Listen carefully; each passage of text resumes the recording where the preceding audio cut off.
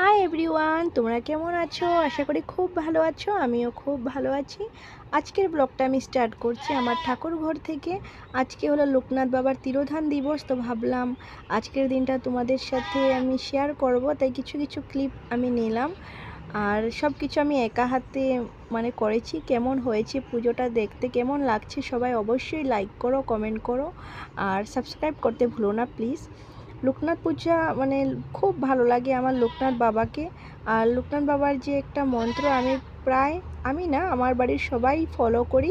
রনে বনে জলে জঙ্গলে যখনই বিপদে পড়িবে লোকনাথ বাবাকে স্মরণ করিও। তোমরা সবাই এই কথাটা মনে রাখবে, যখনই কোনো একটা বিপদে পড়বে অবশ্যই লোকনাথ বাবাকে স্মরণ করো। আই হোপ কি তোমরাও তার ফলটা অবশ্যই পাবে। তো আমিও পুজোটা ভাবলাম তোমাদের সাথে শেয়ার করি, আমারও মেমোরি হিসেবে থাকবে না, ভবিষ্যতে কোনো দিন আমিও দেখতে পারবো আমার বাড়ির পুজো দিয়েছিলাম।